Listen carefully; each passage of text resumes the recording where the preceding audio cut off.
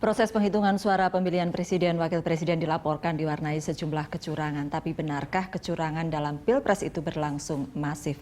Kalau kita tadi bicara, ya masif atau tidak, sistemik atau tidak dari pengamatan media, Bang Don? Sejauh ini klaim curang itu belum jelas betul fakta begitu banyak dan begitu besar ya. Menjadi besar karena itu diberitakan lewat media. Dan media-media memberitakannya tanpa angka yang jelas sebetulnya, Nung. Jadi saya merasa bahwa kalau kali ini dibilang masif kecurangannya, saya kok lebih percaya bahwa itu tidak seperti itu. Tidak seperti itu. Saya yakin tidak masif kontrol publik, netizen, lalu kemudian relawan, baik dari kelompok Pak Prabowo, Hatta maupun Jokowi JK, menurut saya sangat ketat. Lalu kemudian sangat sulit kemudian untuk dicurangi begitu saja. Begitu. Nyaris tidak ada satu ruang. Ruang itu sangat tipis, sangat untuk kecil. Kecurangan, Mas Bambang? Ya saya pikir memang kecurangan cukup banyak ya. Kalau kita hitung dengan 10 jari cukup banyak. Tapi kalau kita hitung bahwa ada 470 ribuan TPS yang kita pantau di media, ya nggak terlalu banyak, nggak signifikan gitu. Masif sistemik, apakah masif, apakah sistemik, Pak Cahyo? Case by case ya, karena menurut saya indikasi kecurangan itu memang kalau kita sandingkan dengan model pileg kemarin berbeda. Ya. Bedanya adalah? Hanya metodologinya saja yang saya kira harus dicermati. Modus operandinya beda. Sangat tergantung dari oknum. Apakah untuk KPPS, BPK? Satu. Yang kedua, peran pejabat daerah, oknum juga. Kepala desa, kepala kelurahan, oknum perangkat camat, sampai bupati, wali kota, dan gubernur. Tergantung di situ. Saya kira kalau tangan dari Jakarta, sulit. Tidak ya, sulit. Tidak. Pak Hidayat? Iya, kita semuanya mengamati ya secara cermat ya. Dan kita dapatkan memang prinsip dari Jakarta, seperti yang disampaikan Mas Cahyo tadi, semuanya menginginkan agar TNI netral, polisi netral, semua prinsipnya mereka menginginkan aturan hukum yang ada dilaksanakan. Bahwa kemudian di lapangan terjadi beragam hal, saya kira memang harus kita lihat kasus per kasus. Dan kasus per kasus itu memang sebagiannya bisa dilakukan koreksi di lapangan. Seperti ketika salah menulis, salah mengunggah itu bisa langsung tidak kemudian atas instruksi seperti Pak Sandra katakan tadi ya. Atas instruksi. Dan secara umum kita berada dalam kondisi keterbukaan sekarang ya, di mana kemudian beragam hal bisa di-compare, beragam hal bisa langsung juga di-challenge dengan yang lainnya, dan nanti pada akhirnya, nah di sini saya kira pentingnya sekali lagi media.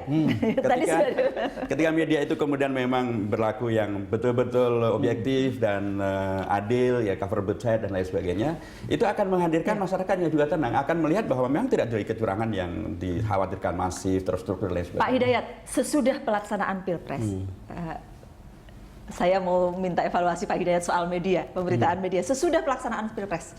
Sesudah pelaksanaan Pilpres. Apakah sudah cooling down? Oh enggak, justru yang manas-manasin malah media. Di media loh ya, yang manas-manasin. Oke, Bang Don. Mengenai media ya, saya kira secara mayoritas media itu masih pada batas kepatutan. Tapi ada media yang sudah membabi buta. Misalnya menyiarkan pada posisi yang pasangan A yang menang bisa diulang-ulang 10 kali. Ini kan tidak mencerdaskan bangsa, tidak memberikan informasi yang benar kepada masyarakat. Tapi secara keseluruhan media clear kok. Kalau saya sekarang langganan satu media, melihat 2 minggu kok nggak bener nih, ya stop kok saya.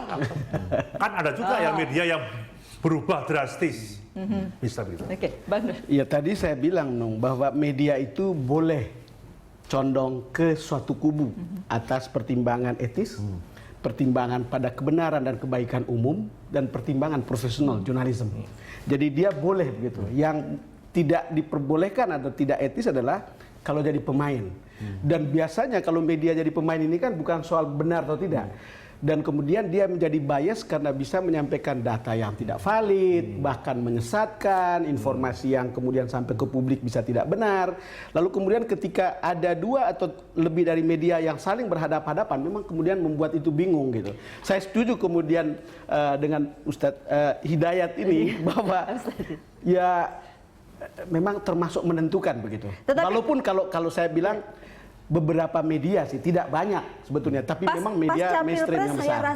Saya rasa media sudah mulai menyerukan damai.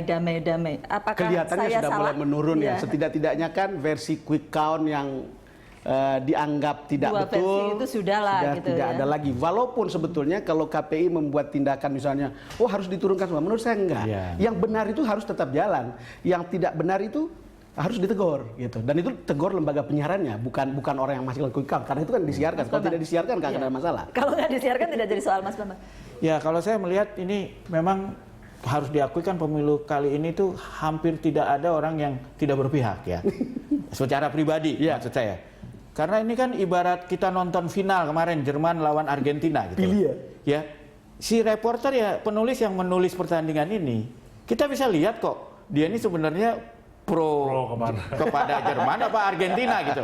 Walaupun dia berusaha profesional. Jadi 2 penulis yang sama-sama profnya, tapi kebetulan hatinya condong ke satu pihak, itu pasti akan kelihatan. Nah, di sini memang perannya redaktur. Saya terus terang merasa ya, kita di Tempo tuh banyak sekali diskusi merenungkan apa kita sudah terbawa arus atau tidak, otokritik di dalam itu kita sangat tinggi sekali karena memang ini sangat membawa emosi dari dari semua orang ya yang terlibat. Susah orang untuk mengatakan saya nggak terlibat sepenuhnya.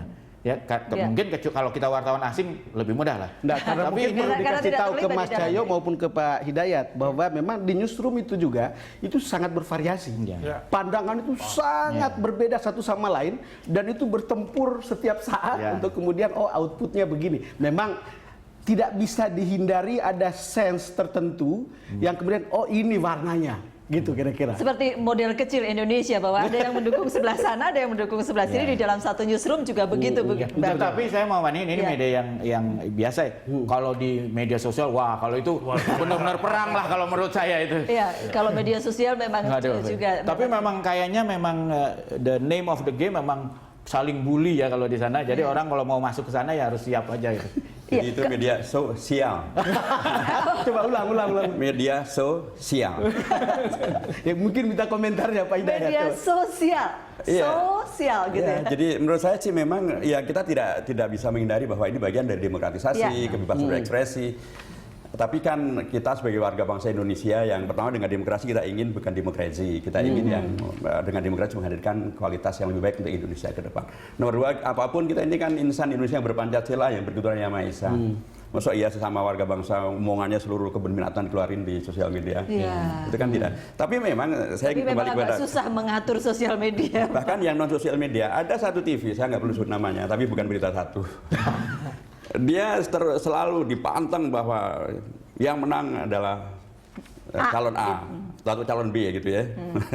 Dan kemudian yang diundang sebagai narasumber yang sesuai dengan alur itu.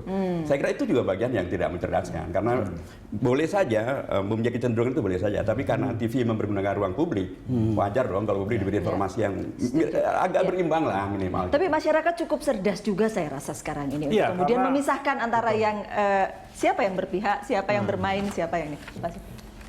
Pilpres ini memang sejak awal saya ya cukup kaget bisa head to head. Target 3 lah minimal. Satu. Yang kedua, opini media sangat menentukan. Menentukan emosi, menentukan kecerdasan, menentukan pilihan. Sampai swing voter juga tergantung dari media juga. Saat-saat terakhir. Penting gitu. Yang ketiga, quick count juga sama. Quick count itu kan mengontrol KPU toh. Supaya kalau metodologinya benar, kalau besarannya itu sampelnya betul, satu. Kemudian yang ketiga, penjungkir balikan sesuatu hal. KPI melarang ditampilkan quick count. Pak Hidayat melarang kok RRI sampai membuat Dia nggak ikut. tidak pernah melarang. bukan dalam konteks beliau setuju dipanggil DPR.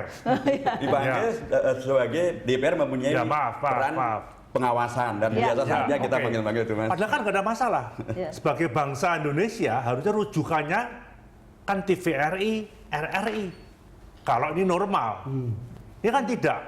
Saya percaya dengan Tempo, saya percaya dengan Berita Satu, saya percaya dengan TV One, dengan Metro. Tapi kan nggak pernah tersentuh.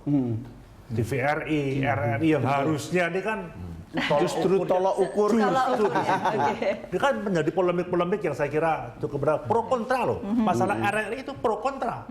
Bagi DPR, saya sama Pak Hidayat mungkin menyorotinya ini anggaran dari mana. Ada nggak selama ini muncul? Padahal 5 tahun yang lalu juga sama, RRI juga bikin betul. quick count juga tidak dimasalahkan. Lama-lama. Oh kalau gitu anggarannya kita kurangi. Pileg juga bikin, nggak ada dimasalahkan. Oke. Paling akurat malah RRI. Ya. Ya, kita masih akan bahas lagi sesaat lagi. Kami akan kembali untuk Anda.